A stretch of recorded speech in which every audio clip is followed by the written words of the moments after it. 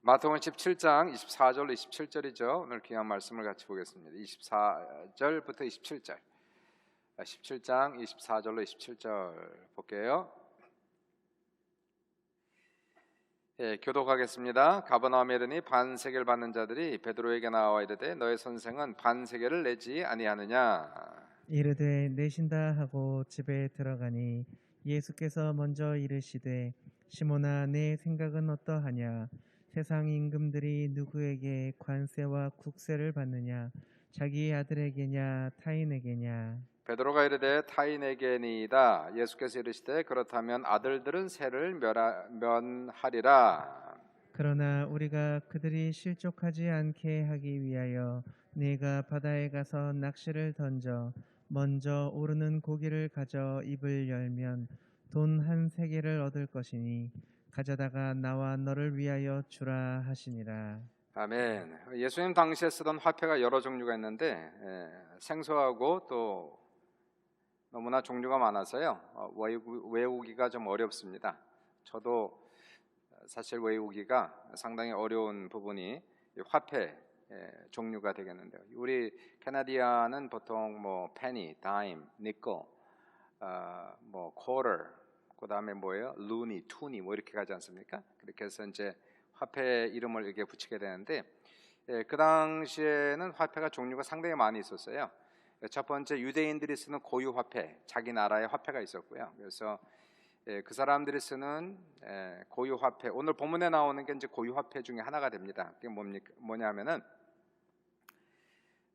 세겔이 나오죠. 반세겔, 세겔이 나와요. 그래서 세겔이 유대인들만 쓰는 그러한 고유 화폐가 세겔이 되겠고요. 그다음에 여러분이 잘 아는 그 유대인의 화폐 단위가 달란트가 있죠. 달란트는 가장 큰 화폐 단위예요. 34kg가 되는 가장 큰 화폐 단위가 달란트가 되겠습니다. 근데 그것만 있는 게 아니고요. 그 당시 이제 유대는 로마의 속국이었기 때문에 로마 사람들이 쓰는 화폐를 또한 이게 뭐 전국적으로 로마 제국은 다 썼으니까 그러니까 로마 사람들이 쓰는 화폐 그리고 헬라 사람들이 쓰는 화폐, 자, 이러한 화폐들도 상당히 많이 있었던 것을 보게 돼요. 여러분이 아는 것 중에 뭡니까? 고드란트라든가 랍돈 있죠. 그 과부가 낸 랍돈 2개. 이거는 이제 그 로마 사람들이 쓰던 화폐 단위였고요. 그 다음에 데나리온, 드라크마 이게 전부 다 이제 로마 또는 헬라 사람들이 쓰는 화폐였고요. 또 하나가 아사리온. 이 아사리온은 참새 2마리가 한 아사리온에 팔리는 게 아니냐. 그러니까 아사리온 하나로 포장마차에서 참새 2마리 먹는 정도. 이게 아사리온입니다. 그래서 이제 그러한 것들이 이제 화폐 단위로 이제 쓰게 됐어요. 보통 이제 무게로 다 재는 겁니다. 그 당시에 은의 무게, 뭐 금의 무게 이렇게 해서 결정되는 것들이 이제 화폐들인 것을 볼 수가 있게 되는데 오늘 본문을 보시면 이제 예수님께서 갈릴리 가버나움에 계실 때에 예수님의 헤드쿼터죠. 사역의 본부가 이제 가버나움에 있었기 때문에 이제 마지막 예루살렘을 가시기 전에 이 가버나움을 들리시는 거예요. 그 사역의 본부 가버나움에 계시는데 24절 보시니까 가버나움에 이르니 반세계를 받는 자들이 나오죠. 반세계를 받는 자들이 베드로에게 나와 이르되 너의 선생은 반세계를 내지 아니하느냐. 그래서 반세계, 한 세겔도 아니고 반세계입니다.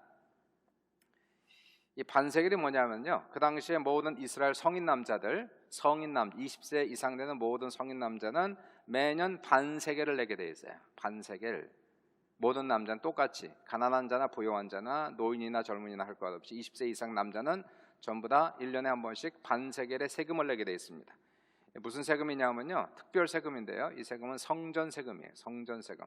성전을 유지하는 데 쓰여지는 돈을 모든 유대인들은 전부 다 내게끔 그렇게 돼 있었습니다. 원래 이제 그 근원은 출애굽기 30장에 나오는데요. 30장 한번 볼게요. 30장 12절부터 보시면은 거기에 하나님께서 모세를 통해서 명령하신 것들 중에서 이 반세겔 내는 그러한 명령이 들어가 있어요. 12절부터 제가 읽겠습니다. 내가 이스라엘 자손의 수요를 조사할 때에, 그러니까 수요를 조사한다는 인구 조사할 때마다 이거예요. 인구 조사할 때에 조사받은 각 사람은 그들을 계수할 때에 자기의 생명의 속전을 여호와께 드릴지니 이는 그것을 계수할 때에 그들 중에 질병이 없게 하려 함이라. 이거 내지 않으면 병 걸린다는 얘기예요. 그래서 이 반세겔 내지 않으면 병 걸린다, 이렇게 속전 내라 하는 얘기고요. 13절 보시니까 무릇 계수 중에 드는 자마다 성소의 세겔로 반세겔을 낼지니 한 세겔은 20게라라. 그 반세겔을 여호와께 드릴지며 계수 중에 드는 모든 자 곧 20살 이상 된 자가 여호와께 드리되 너희의 생명을 대속하기 위하여 여호와께 드릴 때 부자라고 반세겔을 더 내지 말고 가난한 자라고 덜 내지 말고 너는 이스라엘 자손에게 속전을 위하여 회막 봉사에 쓰라, 이렇게 씁니다. 속전을 위해서 회막 봉사에 쓰라. 이것이 여호와 앞에서 이스라엘 자손의 기념이 되어서 너의 생명을 대속하리. 이거 내지 않으면 죽는다는 얘기예요, 그죠? 대속한다. 이거 내지 않으면 병 걸린다, 이렇게 얘기하니까 이스라엘 민족은 당연히 다 냈겠죠. 그래서 반세겔을 모든 사람들 내게 돼. 원래는 이건 인구조사 할 때만 내게 돼 있어요. 인구조사 할 때만. 근데 이게 나중에 이제 출애굽기에는 그렇게 쓰여져 있고요. 나중에 이스라엘 민족이 포로 생활에서 돌아오면서 이것을 그 당시 유대인들이 고위 관리층이겠죠. 정부 요원들이겠죠. 쉽게 얘기하면 이 사람들을 법령화시켰어요. 법령화시켜서 인구조사할 때만이 아니고 매년마다 한 번씩 모든 남자는 성전 봉사를 위하여 반세겔의 이 세금을 내야 한다. 이것이 법이 되었죠. 그러니까 이 목적은 성전 유지입니다. 성전을 유지하기 위해서 모든 남자들은 20세 이상 된 사람은 반세겔 내라. 이 반세겔이 얼마냐면요, 반세겔, 그러니까 한 세겔도 안 되는 반세겔은 얼마일까? 가룟 유다가 예수님 팔았을 때의 그 몸값이 얼마였습니까? 기억하세요? 예수님을 얼마에 팔았습니까? 은 30세겔이었어요, 그죠? 그래서 그 당시에 이제 한 사람의 몸값, 그러니까 종을 팔고 살 때 일반적으로 사용한 돈이 이제 세겔이었고요. 보통 은 30에 이렇게 팝니다. 그러면 은 30에 종 하나를 팔고 살 때 그 가격이 그 정도다, 이렇게 생각하시면은 은 30세겔이 그 정도면은 반세겔, 뭐 대충 가격이 나오겠죠. 보통 한 세겔이 데나리온으로 4개, 4데나리온이에요. 또는 4드라크마, 데나리온 드라크마는 거의 같습니다. 그래서 한 세겔은 4데나리온. 데나리온은 여러분 아시죠? 데나리온은 얼마예요? 데나리온은 노동자 하루 품삯이에요. 하루, 그 당시에는 이제 8시간이고 10시간을 일했으니까 10시간에서 12시간을 일했습니다. 노동자들이요. 10시간에서 12시간 일한 노동자 하루 품삯이 한 데나리온. 그러면 대충 계산해 보니까 하루에 200불 정도 계산하면 되겠죠? 노동자면은 돈을 많이 받지도 않고 적게 받지도 않은 정도니까 시간당 한 20불 계산하면, 요즘에 뭐 최저임금이 15불 뭐 이렇지 않습니까? 뭐 20불에서 25불 노동자, 그러면 하루에 한 200불 정도 생각하시면 돼요. 그게 한 데나리온이 되겠고, 그러면 한 세겔은 그게 4배를 곱하는 거예요. 한 세겔. 그러면 400불이 되겠죠?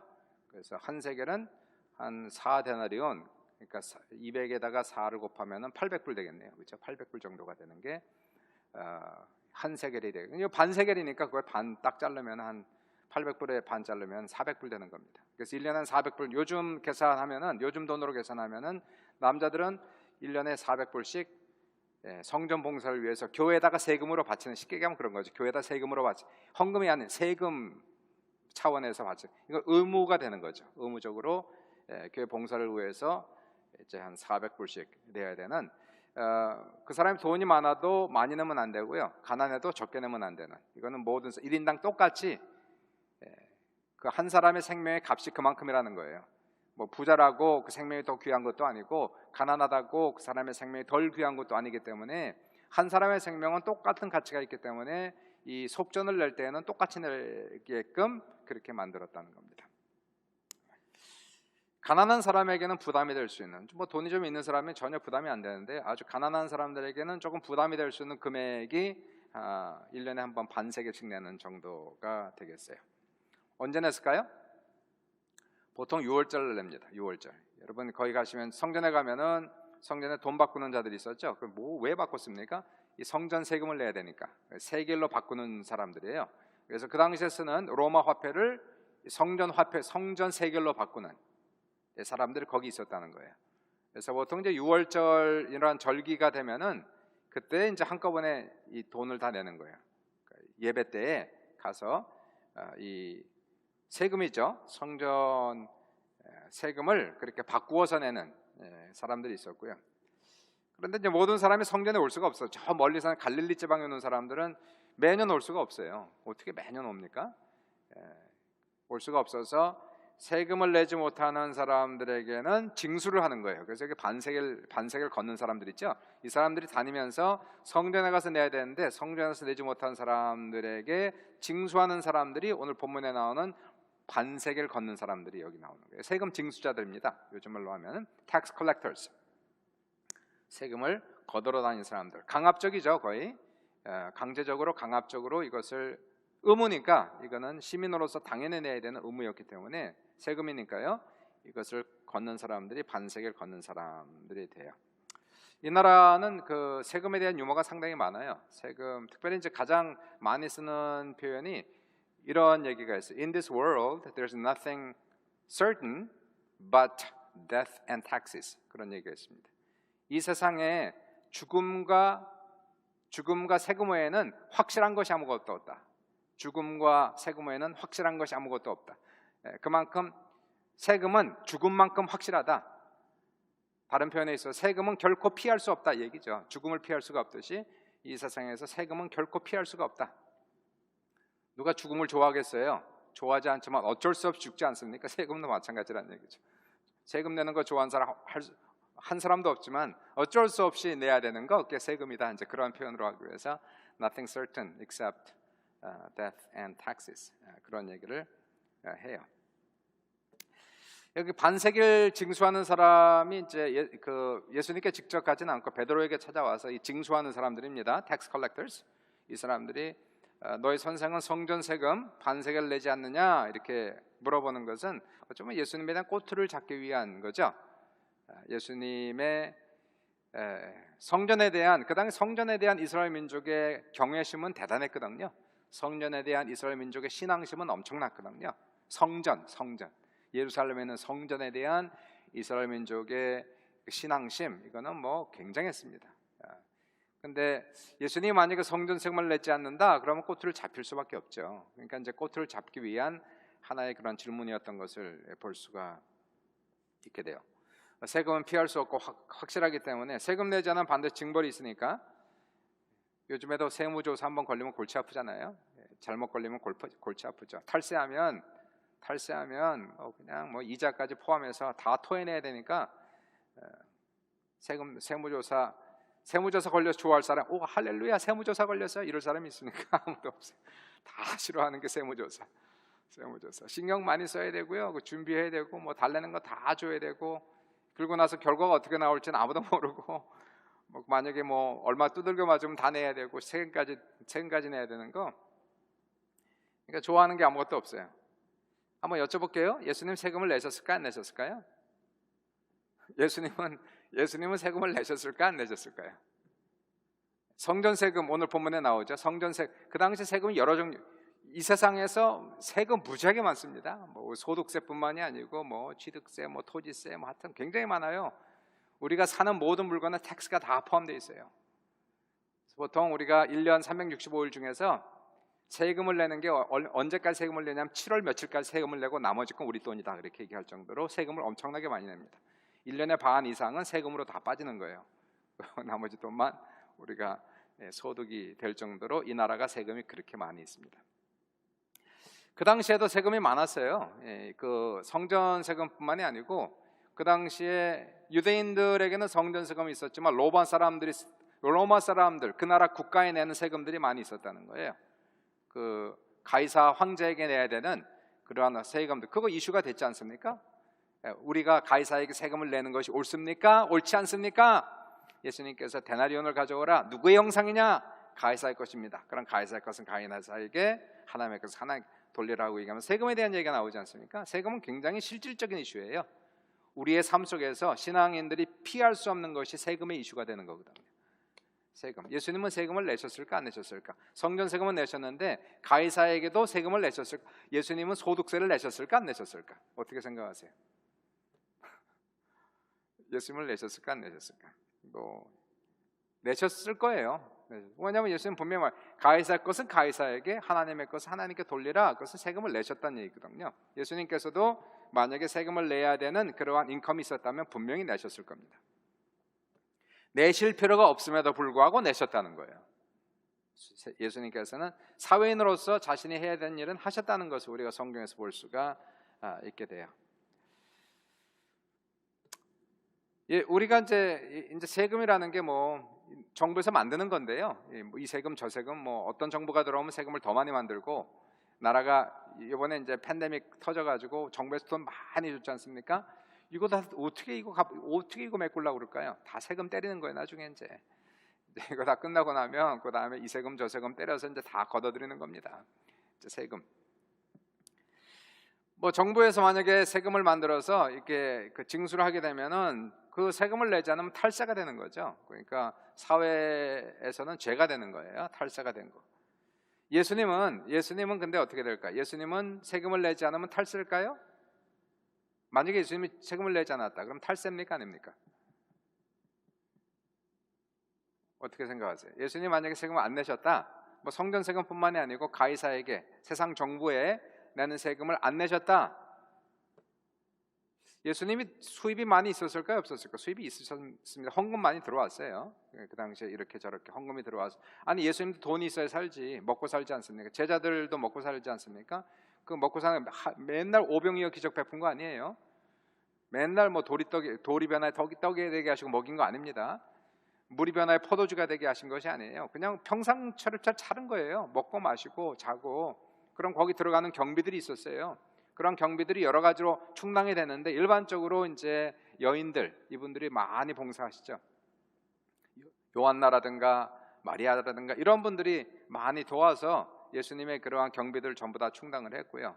그리고 예수님도 돈꾀가 있었어요. 돈꾀가 있어서 이제 가룟 유다가 맡았지 않습니까? 때로는 상당히 많은 돈이 그 안에 있었다는 거예요. 물론 그러한 돈이 그 당시에 세금을 내야 되는 돈인지 저는 모릅니다. 그 당시에 이제 그 세금법을 알지 못하니까. 근데 만약에 예수님도 세금을 내야 된다면, 만약에 그렇게 그 당시에 세금법에 의해서 소득세를 낸다든가 이러한 세금을 내야 된다면, 그리고 예수님이 만약 그럼에도 불구하고 세금을 내지 않았다면 어떻게 돼요? 탈세인가요? 우리는 탈세입니다. 그걸 탈세라 얘기하는 거예요. 그래서 텍스 이베이전이 되죠. 텍스 플래닝이 아니라 텍스 이베이전이 됩니다. 오늘 본문을 잘 읽어보시면 예수님은 텍스를 내지 않아도 탈세가 아니다, 이렇게 얘기가 되는 거예요. 그렇죠? 오늘 본문에 그 얘기하지 않습니까? 예수님은 세금을 내지 않아도 탈세가 아니다. 25절과 26절에 그 얘기하는 겁니다. 시몬아, 내 생각은 어떠하냐? 세상 임금들이 누구에게 관세와 국세를 받느냐? 자기 아들에게냐 타인에게냐? 베드로가 이르되 타인에게니이다. 예수께서 이르시되 그렇다면 아들들은 세를 멸하리라, 이렇게 말씀하시죠. 대통령은 세금을 냅니까 안 냅니까? 여러분, 대통령은 세금을 내는 겁니까 안 내? 대통령도 세금을 내야 됩니다. 그 사람도 공인이에요. 그 사람은 나라의 주인이 아니에요. 나라의 종이지, 국민이 뽑은 사람이지, 대통령은 나라의 주인이 아니란 말이에요. 그러므로 그 사람도 법의 저촉을 받게 되고, 대통령도 세금을 반드시 내야 되는 거예요. 소득세를 내고 모든 세금을 다 내야 됩니다. 더 열심히 내야 됩니다. 세금 띄어먹다가 그러다 걸리면은 큰일 나죠. 대통령 같은 사람들이. 근데 그 당시에 대통령은 그렇지만 왕들은 그렇지 않아요. 왕은 그 나라의 주인이에요. 그 나라의 모든 소유가 왕의 소유입니다. 그 나라의 백성도 왕의 소유가 되는 거예요. 그래서 왕이 주인이지, 대통령의 개념과 왕의 개념은 틀리단 말이에요. 그러므로 왕은 세금을 내지 않습니다. 그 당시에 주인이 무슨 세금을 내요? 주인은 안 내는 거예요. 세금을 걷지, 주인이 백성들에게 땅을 빌려주는 거니까, 뭐를 주는 거니까 왕이 백성들에게 세금을 징수하는 것이지, 왕은 세금을 걷지 않는다. 왕은 세금을 내지 않는단 말이에요.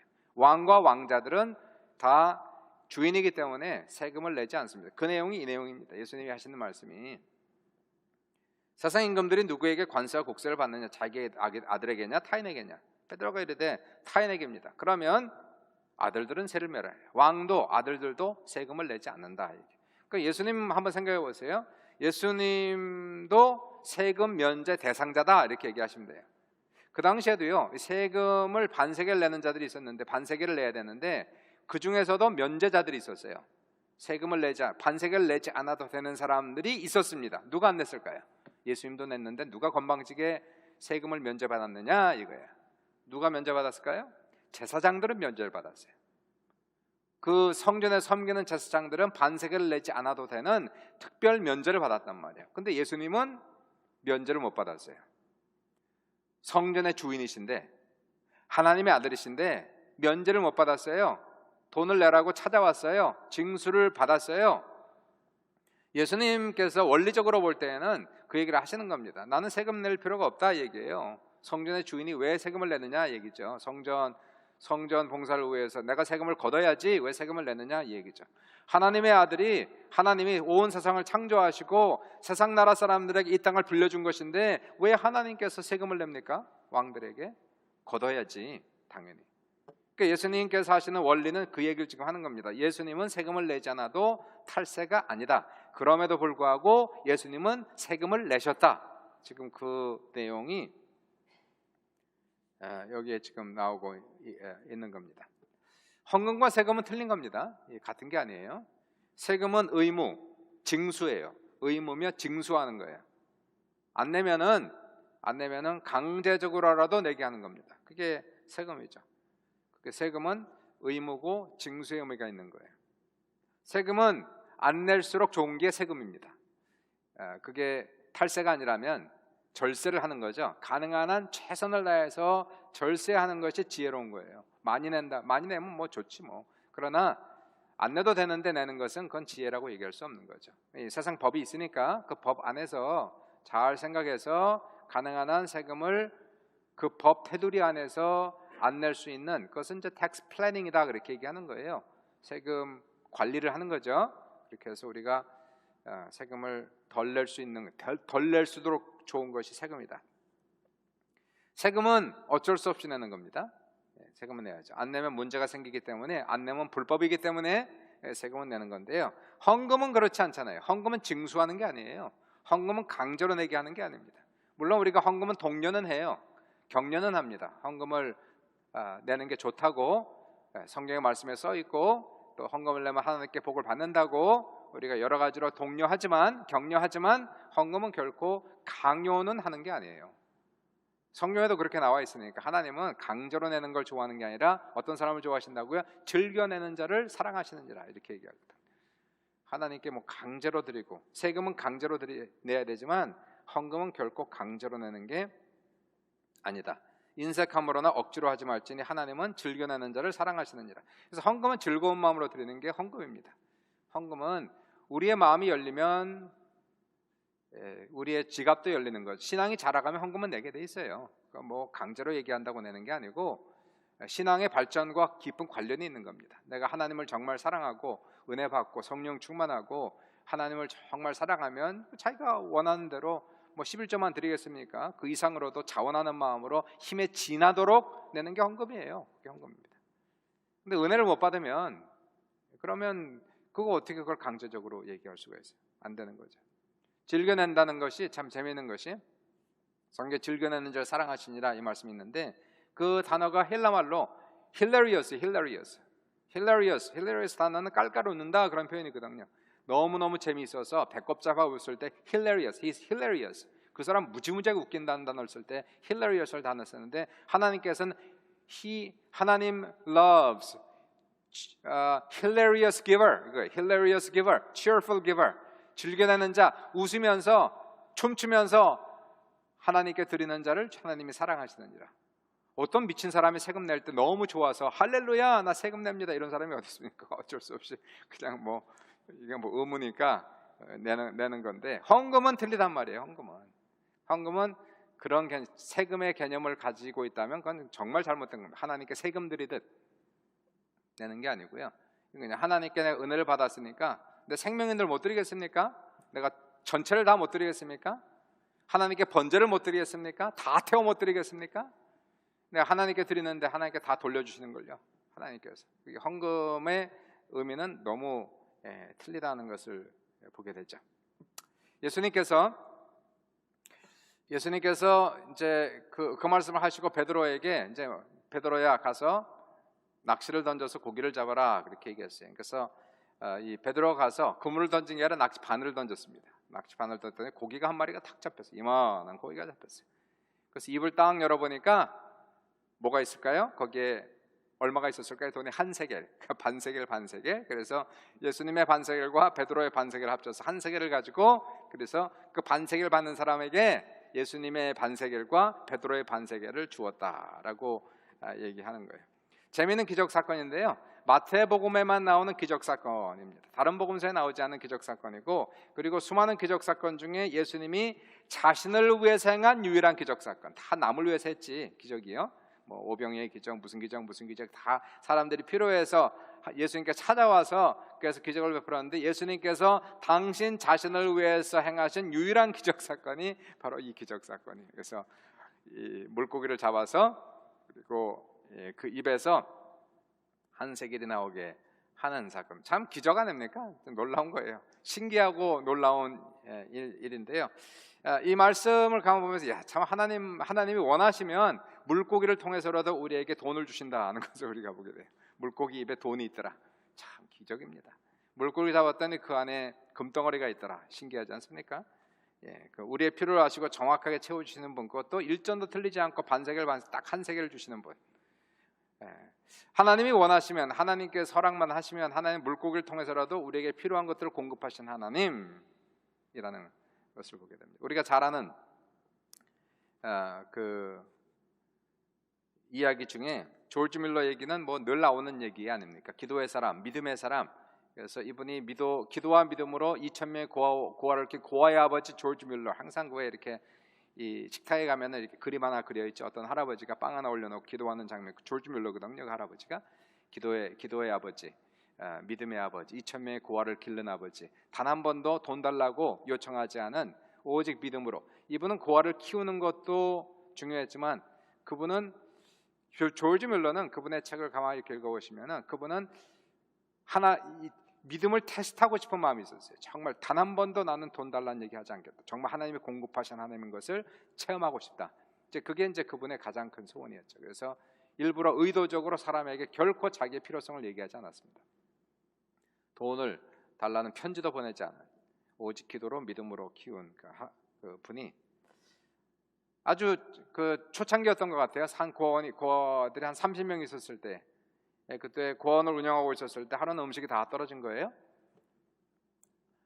바닥이 났습니다. 아무것도 줄 게 없어요.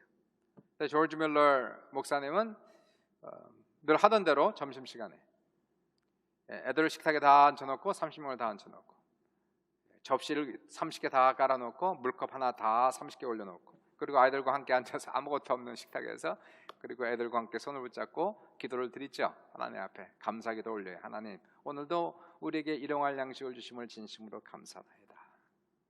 간절히 기도하고 눈을 딱 떴는데 여전히 아무것도 없습니다. 이제 뭐 식사 시간 딱 정해져 있으니까, 그래서 뭐 15분 전, 5분 전까지도 아무런 소식이 없다가 점심시간 1분 전, 딱 1분 전에 우리가 잘 알지만 밖에서 큰 경적 소리가 들지 않습니까? 그래서 자동차 경적 소리가 들려서 나가 보았더니 어떤 식료품 회사에서 고아원에 기증하려고 엄청나게 많은 빵을 그 트럭에다 싣고, 그리고 고아원 앞에다 내려놓은 사건. 예정대로 그들이 식사를 했다고 조지 밀러의 일기장에 그렇게 기록이 돼 있다. 조지 밀러는 평생을 살아가면서 5만 번의 기도 응답을 받았다고 그랬죠. 5만 번, 하루에 3번씩 5만 번, 평균적으로 하루에 3번 5만 번 기도 응답을 받았다라고 얘기하는 분이 조지 밀러. 그래서 하나님은 정말 우리가 믿으면, 우리가 정말 주님 앞에 올바르면 하나님께서는 우리의 모든 필요를 아시는 분, 우리의 문제를 아시는 분, 뭐가 부족한지 아시는 분, 우리가 말하기도 전에 주님은 아시는 분. 너희는 먼저 그의 나라와 그 의를 구하라. 그래야만 이 모든 것을 너에게 더하시리라. 먹고 마시고 입고 하는 모든, 우리가 다 필요한 거 다 아시는 분, 그분께서 이 모든 것들을 공급해 주신다는 사실이에요. 결코 우리를 굶기지 아니하시는 분, 우리를 헐벗게 하지 아니하시는 분, 우리를 사는 집에서 내쫓지 않는 분, 이 모든 것도 우리가 믿고 가는 겁니다. 하나님께서 여러분의 삶 속에란 놀라운 은혜를 주시기를 주님의 이름으로 축복합니다. 예수님은 왜 성전 세금을 내지 않아도 되는데 성전 세금을 내셨을까? 로마 정부에도 세금을 바쳤거든요.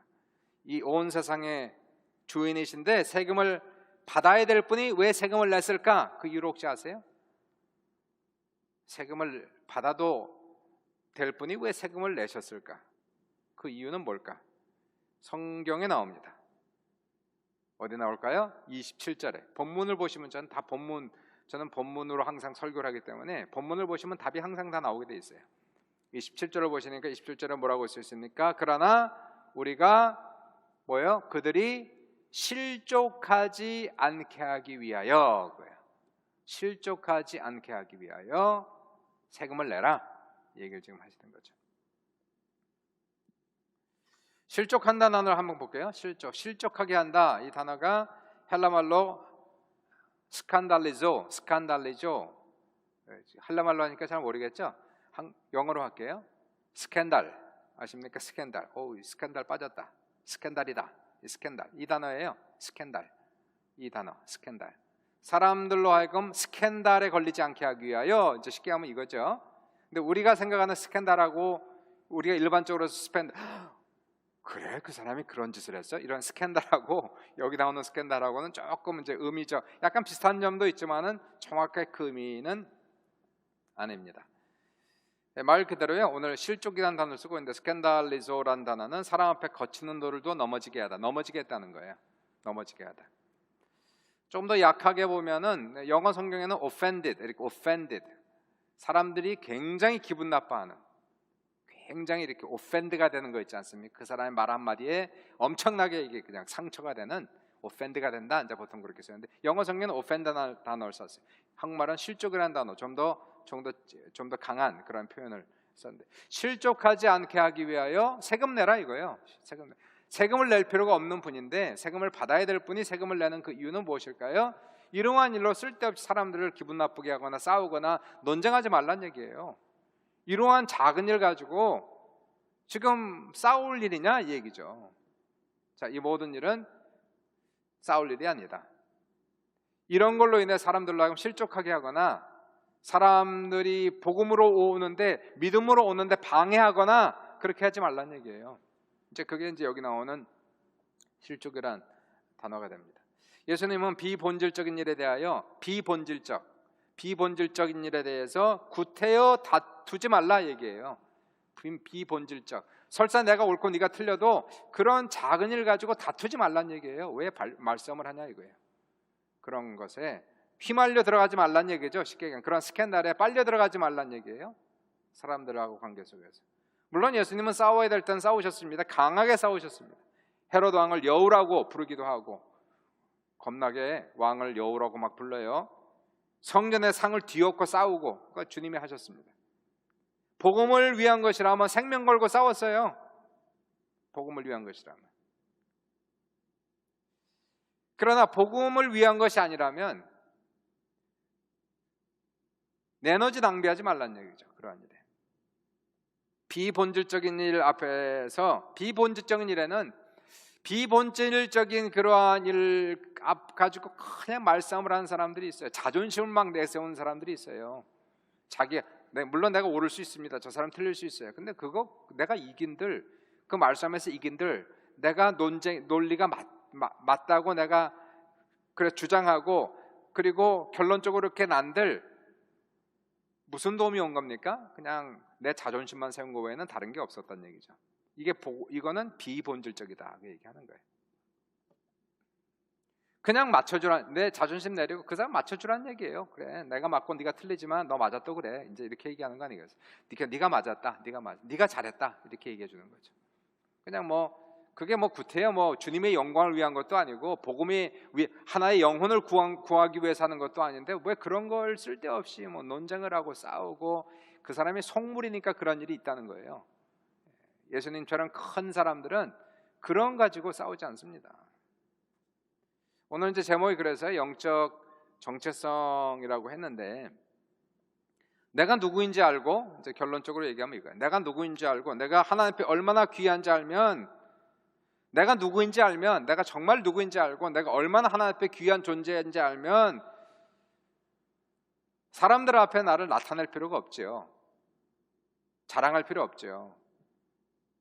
내가 초라한 옷을 입어도, 누추한 옷을 입어도, 누추한 자동차를 타고 다녀도 내가 정말 귀한 사람인지 알면 창피하지 않죠. 그게 뭐 그렇게 대단한 겁니까? 자존감이 떨어지니까, 내 안에 있는 자존감이 떨어지니까 다른 것으로 자꾸 포장하려는 거 아닙니까?